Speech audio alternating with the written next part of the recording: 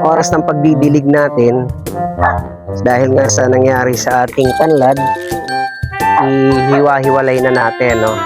So, syempre, diligan muna natin para medyo malambot yung paglilipatan natin, ano?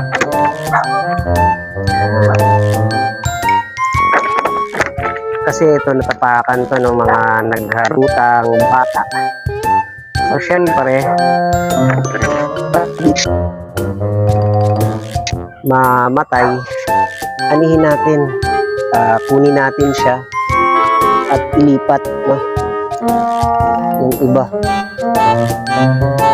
Yan.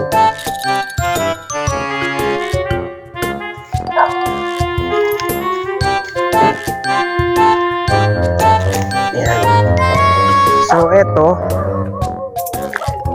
ilipat natin ilan to. Dito natin siya itatanim, no?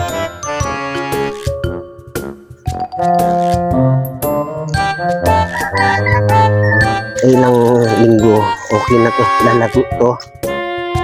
Kung ano niya, kakalat siya, no? So, pag yan kumalat,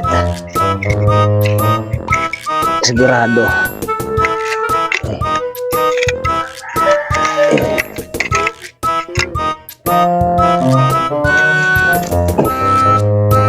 Dadami at dadami ito. Pag ito dumami, marami tayong mapagbibigyan o mapag-aanuhan nito. So, paramihin natin to. Yan. So, meron tayong isa na naiwan. So, lalagay din natin syempre. Yan. Hindi pwedeng may maiwan. Lahat talaga dapat. Yan. So, yun.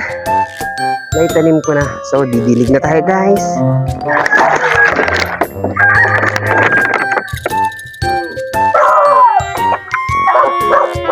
So, ito yung dilig natin. Para lahat madiligan sa alisin ko yung mga ano yan, no? Tawag na ito. Mga tumubo. Tapos, tumubo na yan. Mga puan yan, eh. Damong ligaw, kidan.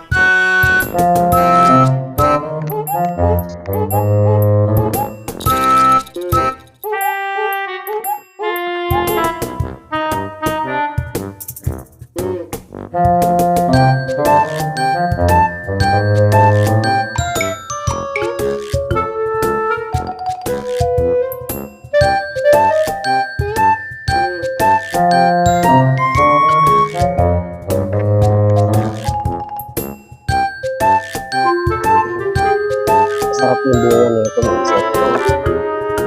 Sarap yung bunga nito. Itong atong sili, no? Hindi ang hangal.